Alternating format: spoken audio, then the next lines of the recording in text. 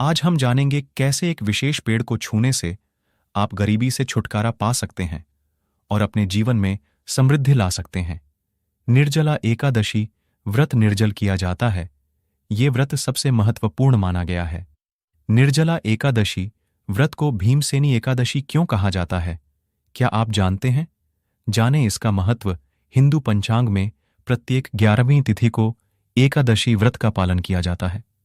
साल की अन्य एकादशी पर आमतौर पर अन्न का त्याग किया जाता है, लेकिन ज्येष्ठ माह में आने वाली निर्जला एकादशी के दिन अन्न और जल दोनों का सेवन करने की मनाही है। ये व्रत सबसे कठिन होते हैं, लेकिन इसका फल भी बेहद प्रभावशाली है। पांडवपुत्र भीम ने भी साल में सिर्फ यही एकादशी व्रत किया था। आखिर क्या है निर्जला एकादशी व्रत की महत्ता, क्यों इसे सर्वश्रेष्ठ माना गया है? जानें निर्जला एकादशी व्रत की कथा। निर्जला एकादशी 18 जून 2024 को किया जाएगा।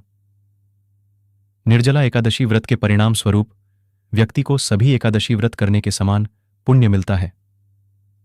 महर्षि व्यास जी ने कहा था कि एक दिन निर्जला रहने से मनुष्य पापों से मुक्त हो जाता है। जो मनुष्य निर्जला एकादशी का व्रत करते हैं उन्हें मृत्यु के समय भयानक यमदूत नहीं दिखाई देते, बल्कि भगवान श्रीहरि के दूत स्वर्ग से आकर उन्हें पुष्पक विमान पर बैठाकर स्वर्ग को ले जाते हैं। संसार में सबसे उत्तम निर्जला एकादशी का व्रत है। इस व्रत के अंतराल में जो मनुष्य स्नान, तप आदि करते हैं उन्हें करोद्यपल स्वर्णदान का फल प्राप्त होता है। जो मनुष्य इस दिन यज्ञ होम आदि करते हैं उसके फल का तो वर्णन भी नहीं किया जा सकता।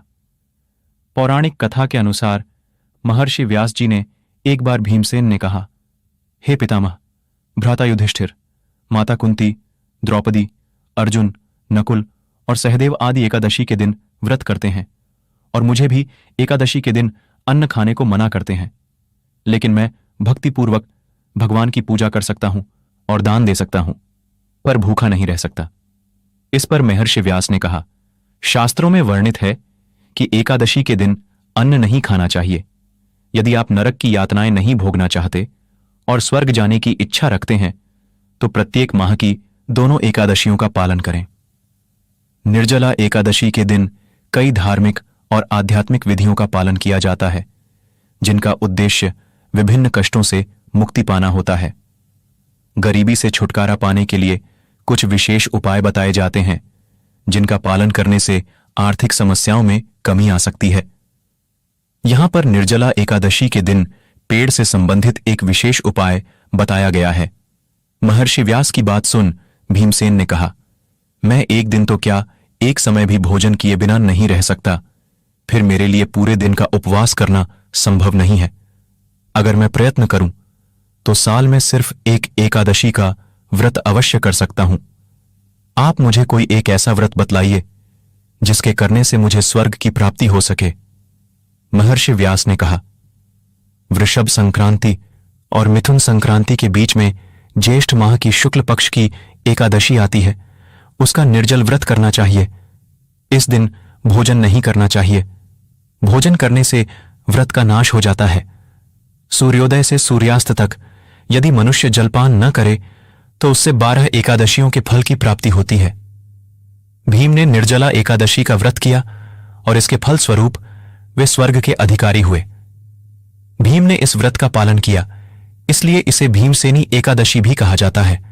हिंदू धर्म में पेड़ों का विशेष महत्व है और उनमें से एक है पीपल का पेड़। पीपल को भगवान विष्णु का रूप माना जाता है और इसे छूना और इसकी पूजा करना बहुत शुभ माना जाता है। मान्यता है कि पीपल के पेड़ की पूजा करने से न केवल आध्यात्मिक लाभ मिलते हैं, बल्कि आर्थिक समस्याओं से भी मुक्ति मिलती है। पीपल का पेड़ हमारे धर्म और संस्कृति में एक महत्वपूर्ण स्थान रखता है। इसका धार्मिक और आध्यात्मिक महत्व बहुत गहरा है।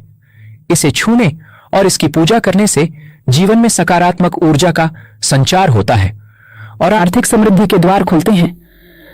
तो आइए जानते हैं कि निर्जला एकादशी के दिन पीपल के पेड़ की पूजा कैसे करें और इससे किस प्रकार गरीबी से छुटकारा पाया जा सकता है। सुबह जल्दी उठकर स्नान करें और साफ वस्त्र पहनें।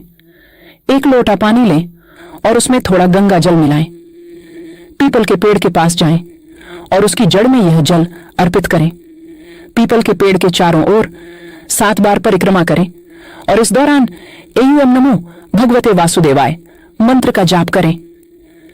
परिक्रमा के बाद पेड़ के नीचे बैठकर भगवान विष्णु का ध्यान करें और अपनी आर्थिक समस्याओं से मुक्ति की प्रार्थना करें। निर्जला एकादशी के दिन दान का विशेष महत्व है। जरूरतमंदों को अन्न, वस्त्र और धन का दान करने से न केवल उनका भला होता है, बल्कि दानकर्ता को भी पुण्य मिलता है और आर्थिक समस्याओं से मुक्ति मिलती है। यहां मिलते हैं राजेश से, जो एक समय में गंभीर आर्थिक कठिनाइयों से जूझ रहे थे। उन्होंने निर्जला एकादशी के दिन दान करने और पीपल के पेड़ की पूजा करने की प्रथा शुरू की।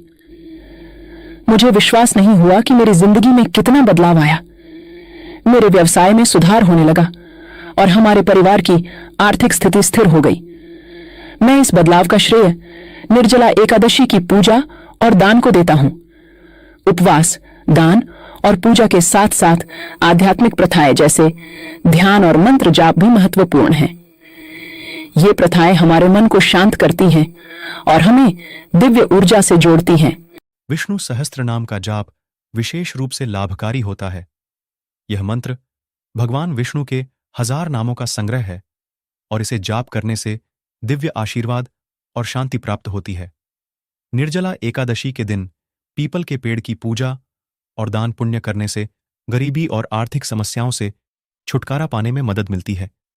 यह उपाय न केवल धार्मिक दृष्टिकोण से महत्वपूर्ण है, बल्कि मन और आत्मा की शुद्धि के लिए भी लाभकारी है। सभी उपायों को श्रद्धा और विश्वास के साथ करें, जिससे आपको अधिकतम लाभ प्राप्त हो सके। दोस्तों, इन सरल और प्रभावी उपायों को अपनाकर आप भी अपनी आर्थिक समस्याओं से छुटकारा पा सकते हैं और अपने जीवन में समृद्धि ला सकते हैं। याद रखें, विश्वास और समर्पण के साथ किया गया हर प्रयास फलदायी होता है। अगर आपको यह वीडियो पसंद आया हो तो इसे लाइक और शेयर करें। हमारे चैनल को सब्सक्राइब करें और इस तरह की और रोचक जानकारियों के लिए जुड़े रहें।